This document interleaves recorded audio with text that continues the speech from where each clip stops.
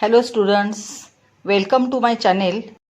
Today we are going to study Science and Technology Part 1. But before that, do subscribe my channel and click the bell icon for notification. Chapter 6, Refraction of Light.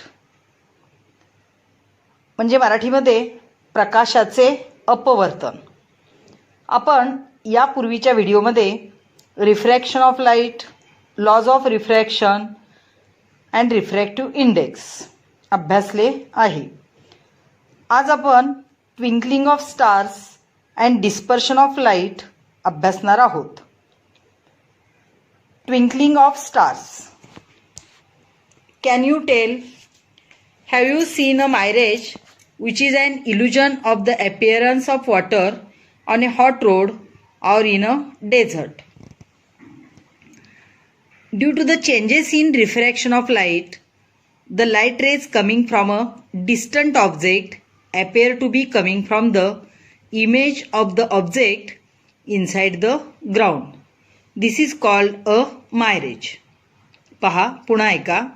Due to the changes in refraction of light, the light rays coming from a distant object appear to be coming from the image of the object inside the ground. This is called a mirage. When the Earth's surface is heated by the sun, the temperature of air increases. This produces a layer of hot air of lower density and lower refractive index at the surface. Hot air works as an optically rarer medium relative to cool air. When the temperature changes rapidly in the vertical direction as refraction of light takes place, the angle of refraction changes continuously. The rays of light from the top of an object, such as a car or tree, cross the rays from the bottom of the object on their way to the observer's eye. Hence, an inverted image is formed below the object's true position and downward towards the surface in the direction of air at higher temperature. In this case, some rays of light bend back up into the denser air. Mirage produces an impression of water near the hot grounds. Second question, have you seen that object behind and above a holy fire appear to be shaking? Why does this happen? The temperature of air behind and above a holy fire changes all the time. Hence, the density of air also changes constantly. Hence, the direction of propagation of the rays of light approaching us from the objects behind and above the holy fire changes constantly. Therefore, those objects appear to be shaking. तर विद्यार्थी मित्रांनो, हा अनुभव तुम्ही घेतला असेल. होळीच्या वेळी आपण होळीच्या सभोवती उभे असतो आणि आपण जर पलीकडे पाहिले तर आपल्याला पलीकडच्या व्यक्ती थरथरल्यासारख्या भासतात. Local atmospheric conditions affect the refraction of light to some extent. In both the examples above, the air near the hot road or desert surface and near the holy flames is hot and hence rarer than the air above it. Paha, local atmospheric conditions affect the refraction of light to some extent. In both the examples above, the air near the hot road or desert surface and near the holy flames is hot. आता गरम रस्त्याच्या वरची हवा किंवा होळीच्या जवळपासची हवा कशी असणार आहे? गरम असणार आहे. And hence rarer than the air above it. त्यामुळे हवासुद्धा काय होईल? वजनाने हलकी होईल, गरम होईल आणि हलकी होईल. The refractive index of air keeps increasing as we go to increasing heights. The refractive index of air keeps increasing. As we go to increasing heights. जसजसे आपण वर जाऊ तसा रिफ्रॅक्टिव्ह इंडेक्स काय होत जाईल, इन्क्रीज होत जाईल. In the first case above the direction of light rays coming from a distance keeps changing according to the laws of refraction.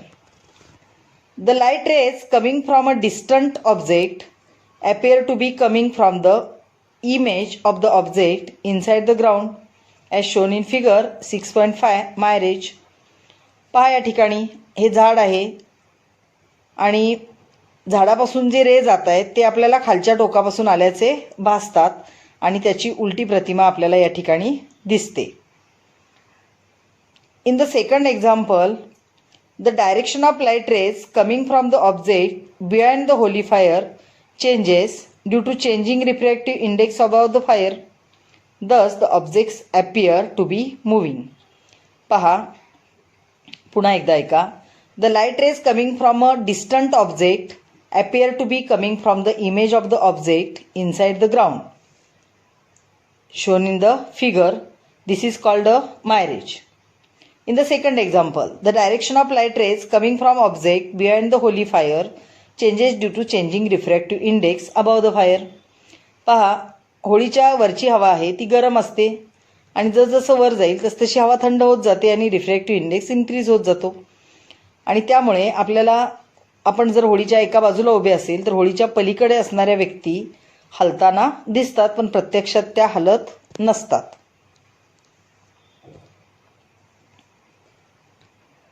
Effect of atmospheric conditions on refraction of light can be seen in the twinkling of the stars. Stars are self-luminous and can be seen at night in the absence of sunlight. पहा ताऱ्यांना स्टार्सना स्वतःचा प्रकाश असतो परंतु सूर्याच्या तुलनेने तो कमी असतो त्यामुळे दिवसा आपल्याला तो प्रकाश दिसत नाही. पण रात्रीच्या वेळी ज्यावेळी सूर्य नसतो त्यावेळी आपल्याला ताऱ्यांचा प्रकाश किंवा स्टार्सची लाईट काय होते दिसते. They appear to be point sources because of their being at a very large distance from us. आपल्यापासून ते खूप दूर आहेत त्यामुळे आपल्याला ते छोटेसे पॉईंट असल्यासारखे भासतात. As the density of air increases with lowering height above the surface of the earth the refractive index also increases. पहा as the density of air increases with lowering height above the surface of the earth, the refractive index also increases. Starlight coming towards us travel from rarer medium to denser medium and constantly bend towards the normal.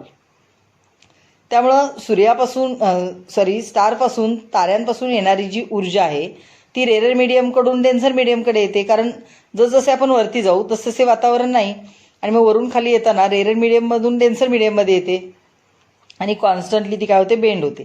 या ठिकाणी 6.6 फिगरमध्ये पहा तुम्ही हा जो observer आहे तो त्याला हा बेंड झालेला स्टार दिसतोय पण प्रत्यक्षात स्टार कुठे वरती आहे.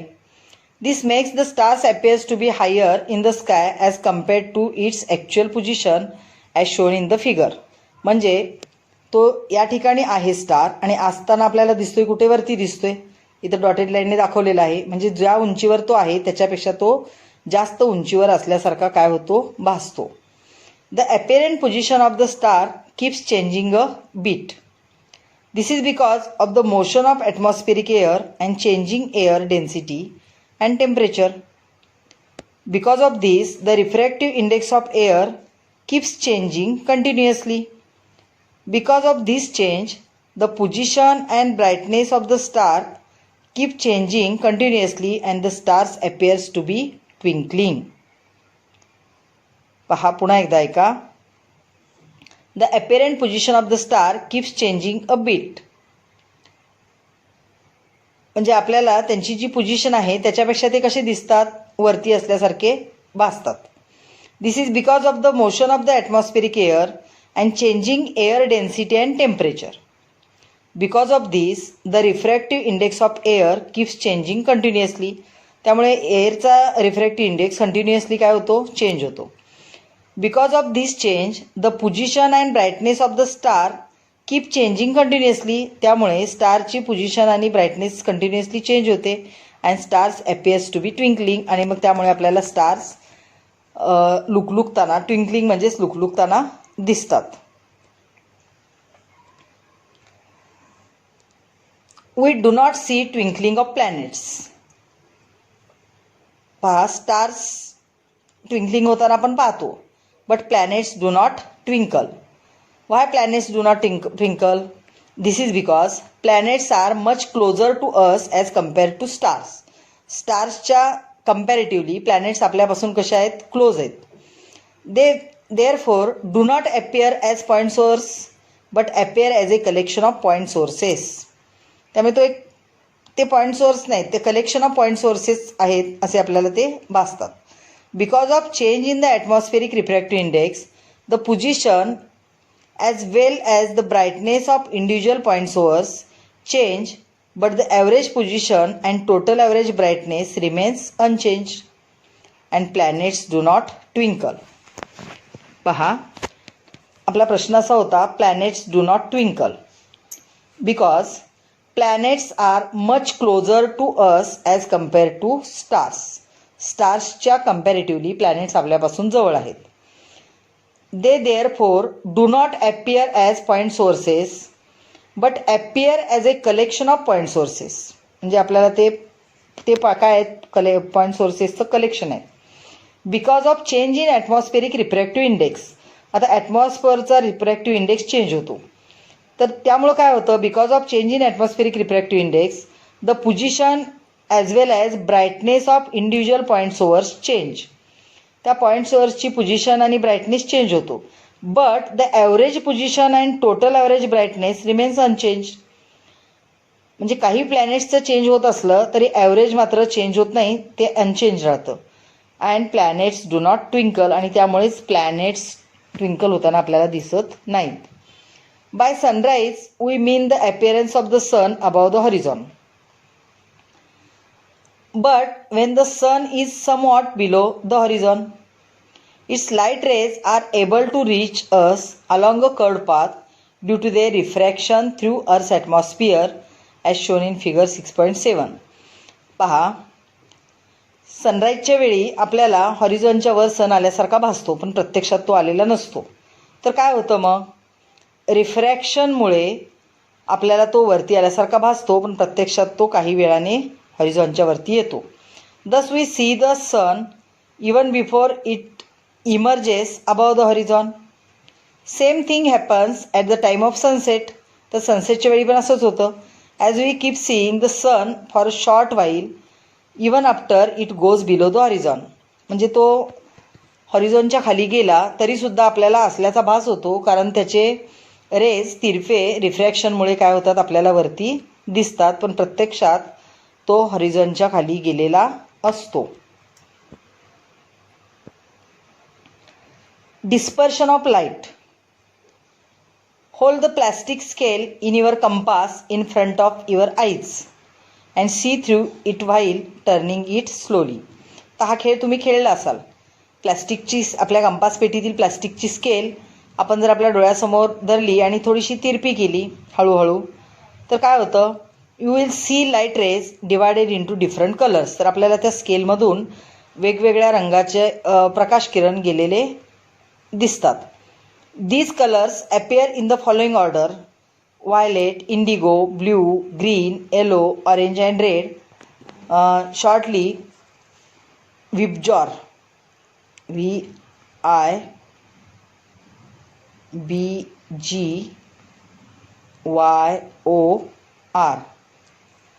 Violet, indigo, blue, green, yellow, orange and red.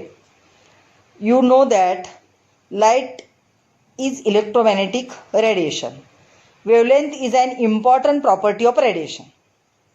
Light is electromagnetic radiation and wavelength is an important property of radiation. The wavelength of radiation to which our eyes are sensitive is between 400 and 700 nanometer. In this interval, radiation of different wavelengths appear to have different colors mentioned above. The red light has maximum wavelength that is close to 700 nanometer, while white light has smallest wavelength close to 400 nanometer. Remember that 1 nanometer is equal to 10 raised to minus 9 meter. म्हणजे तुमच्या लक्षात आलं असेल nanometre किती सूक्ष्म आहे. तर या ठिकाणी लक्षात ठेवा, the wavelength of radiation to which our eyes are sensitive is between 400 and 700 nanometer. The red light has maximum wavelength that is close to 700 nanometer, and violet light has smallest wavelength that is close to 400 nanometer.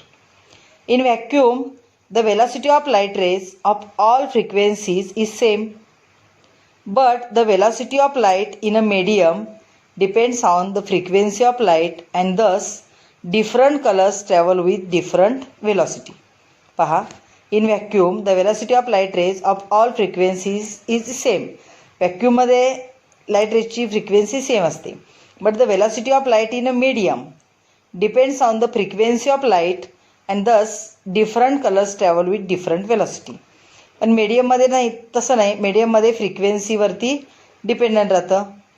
Therefore the refractive index of a medium is different for different colors. त्यामुळे मीडियममध्ये वातावरणामध्ये different कलरचा refractive index different असतो. Thus even when white light enters a single medium like glass, the angles of refraction are different for different colors. ज्यावेळी आपण प्रिझममधून white light pass करतो त्यावेळी आपल्याला जे रिफ्रॅक्शन दिसतं ते डिफरंट कलरसाठी कसं असतं, डिफरंट असतं. So when the white light coming from the sun through air enters any refracting medium, it emerges as a spectrum of 7 colors. Then what is meant by dispersion of light? The process of separation of light into its component colors while passing through a medium is called the dispersion of light. पहा पुन्हा एकदा ऐका. The process of separation of light into its component colors while passing through a medium is called dispersion of light. आणि ते colour कोणते आहेत तर विबजॉर लक्षात ठेवा. Violet, indigo, blue, green, yellow, orange and red.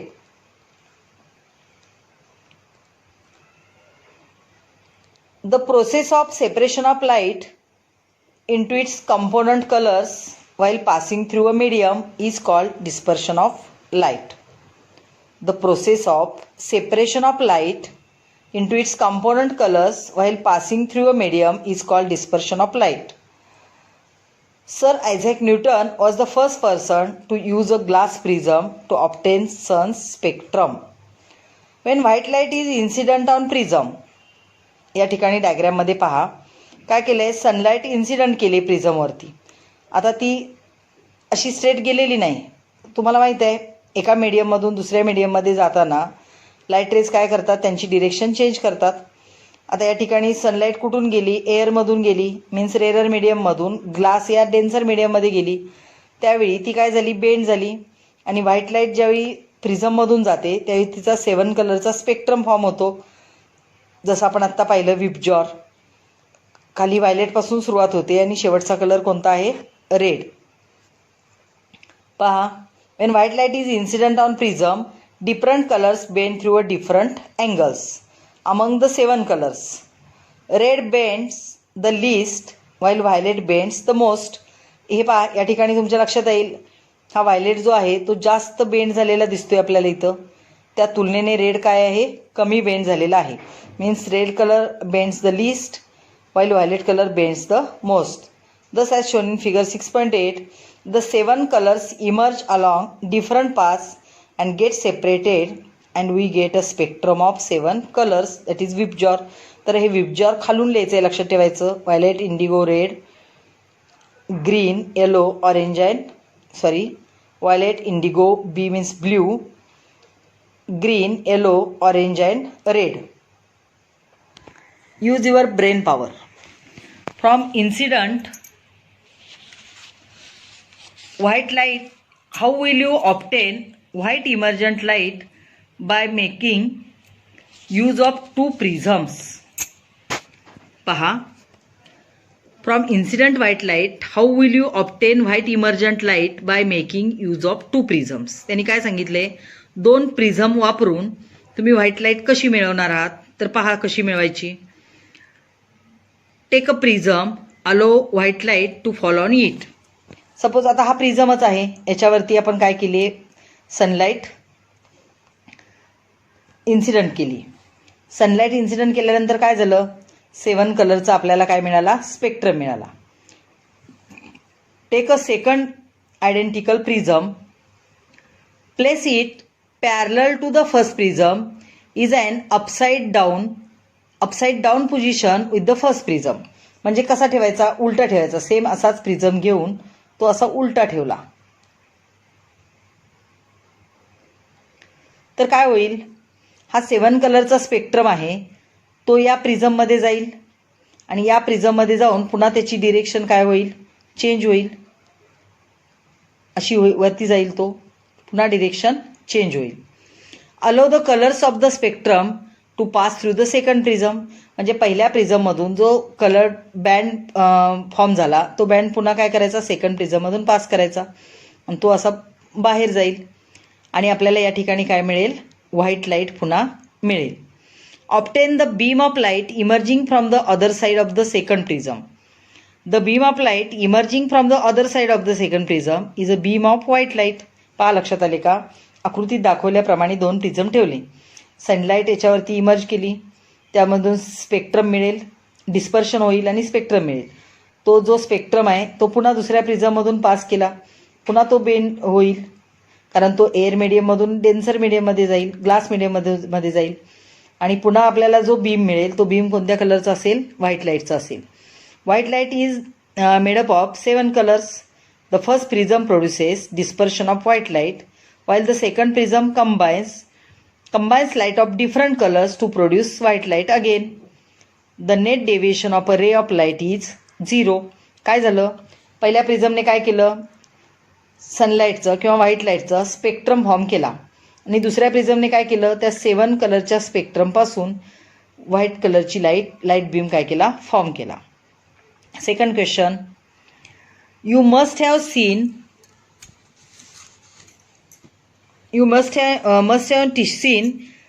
candeliers having glass prism. The light from a tungsten bulb get dispersed while passing through this prism and we see color spectrum. If we use an LED light instead of a tungsten bulb, will we able to see the same effect? काय सांगायचं आहे त्यांना, तुम्ही tungsten बल्बमधून 7 कलरचा spectrum मिळवता, त्या ठिकाणी जर तुम्ही LED वापरला, LED म्हणजे काय, तर लाईट इमिटिंग डायोड, LED वापरला तर तुम्हाला तसा स्पेक्ट्रम मिळेल का. LED means light emitting diode does not have all wavelengths in the region 400 nanometre to 700 nanometre. Hence its spectrum is not the same as that of light from a tungsten bulb or as that of sunlight.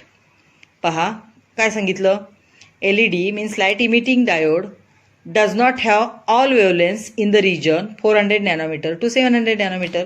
म्हणजे LED मध्ये 400 to 700 nanometre मधल्या वेवलेन्स नाही आहेत, त्यामुळे tungsten bulb प्रमाणे किंवा sunlight प्रमाणे 7 कलरचा स्पेक्ट्रम त्या ठिकाणी फॉर्म होणार नाही.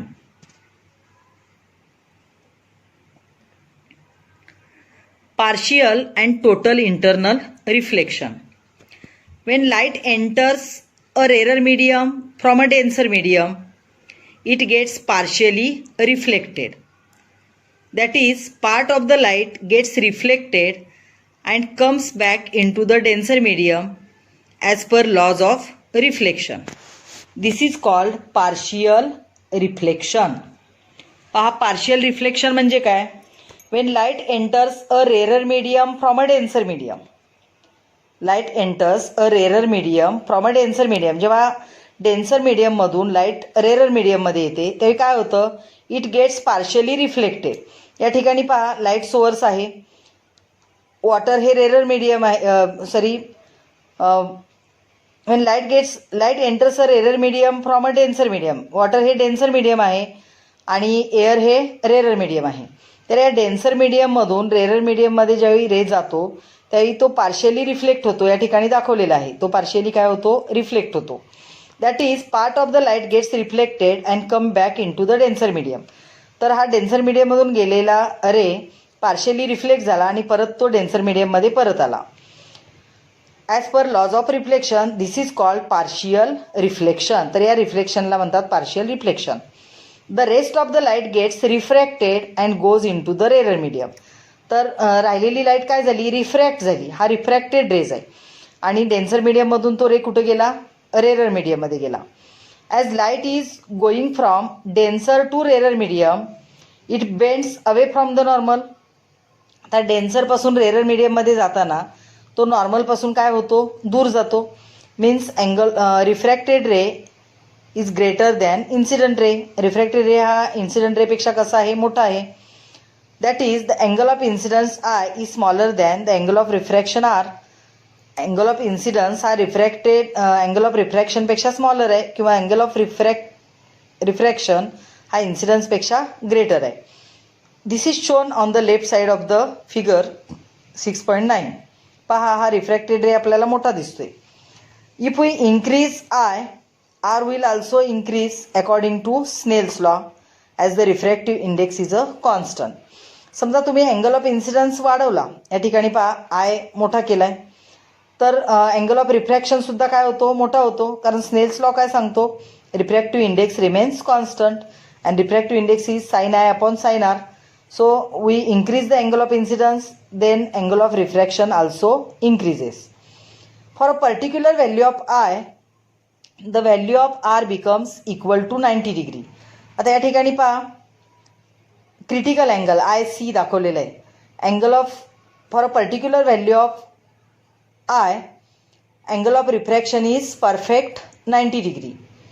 दिस value of I is called critical angle. तर ज्यावेळी अँगल ऑफ रिफ्रॅक्शन 90 येतो त्यावेळी जी अँगल ऑफ इन्सिडन्सची व्हॅल्यू असते त्या व्हॅल्यूला काय म्हटलं जातं, critical angle. For angles of incidence larger than the critical angle, the angle of refraction is larger than 90 degree. ज्यावेळी क्रिटिकल अँगलपेक्षा सुद्धा आयची व्हॅल्यू मोठी घेतली जाते त्यावेळी अँगल ऑफ रिफ्रॅक्शन हा 90 डिग्रीपेक्षा काय होतो, मोठा होतो. पहा, या ठिकाणी तो डेन्सर मीडियममध्ये आपल्याला आलेला दिसतो. Thus all the light get reflected back into the denser medium. This is called total internal reflection. म्हणजे या ठिकाणी रिफ्रॅक्शन झालं का, नाही झालं. तो 90 डिग्रीपेक्षा मोठा झाला पण तो आला कुठे, परत डेन्सर मीडियममध्ये आला. म्हणजे त्या ठिकाणी काय झालं, रिफ्लेक्शन झालं. आणि या रिफ्लेक्शनलाच काय म्हणतात, total internal reflection. We can determine the value of the critical angle. तुम्हाला टोटल इंटरनल रिफ्लेक्शन समजले असेल. पहा परत एकदा, या ठिकाणी अँगल ऑफ डेन्सर मीडियममधून रेअर मीडियममध्ये जाताना तो पार्शियली रिफ्लेक्ट झाला आणि बाकीची लाईट रिफ्रॅक्ट झाली. आय ज्यावेळी डेन्सर मीडियममधून रेअर मीडियममध्ये जातो त्यावेळी तो नॉर्मलपासून दूर जातो. त्यामुळं आय हा लहान आहे आणि आर हा मोठा आहे. पुन्हा आयची व्हॅल्यू वाढवली तर आरची व्हॅल्यू वाढते, कारण स्नेल्स लॉ काय सांगतो, refractive index is always constant. परत आयची व्हॅल्यू वाढवली तर एका पर्टिक्युलर व्हॅल्यूला अँगल ऑफ रिफ्रॅक्शन 90 डिग्री आला. आणि हा जो अँगल ऑफ इन्सिडन्स आहे, ज्यावेळी रिफ्रॅक्टिव्ह अँगल 90 डिग्री येतो त्याला काय म्हणतात, क्रिटिकल अँगल. आता क्रिटिकल अँगलपेक्षा जर आय मोठा घेतला तर रिफ्रॅक्टिव्ह अँगल हा 90 डिग्रीपेक्षा मोठा होतो आणि त्याचं रिफ्रॅक्शन न होता काय होतं, रिफ्लेक्शन होतं. तो पुन्हा डेन्सर मीडियममध्ये येतो आणि यालाच काय म्हणतात, total internal reflection.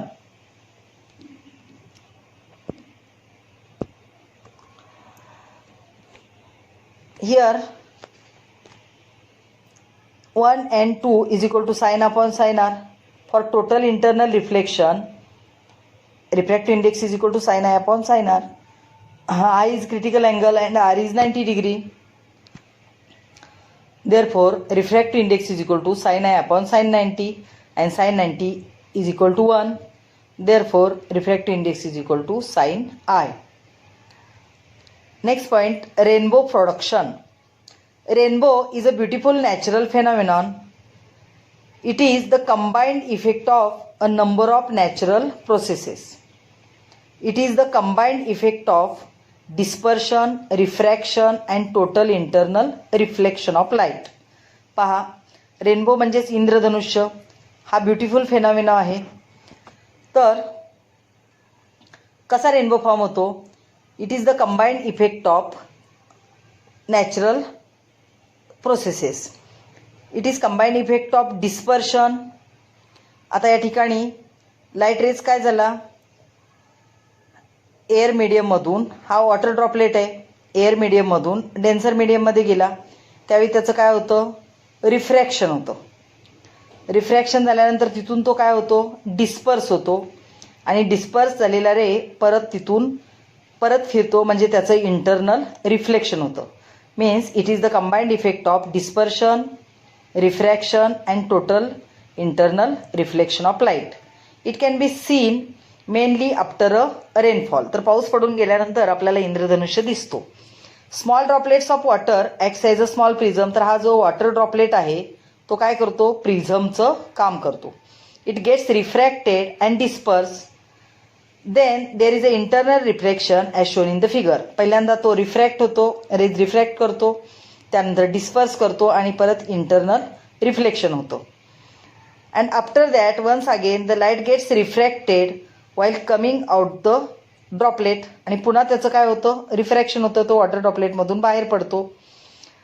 All these 3 processes together produce the 7 coloured rainbow. Books are my friends and some fun. तर हे तुमच्या अभ्यासक्रमामधून ड्रॉप केलेले आहे.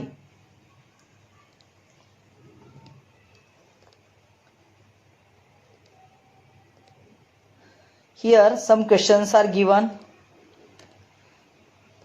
Write the answers of these questions in your notebook. Do like and share this video. Thank you.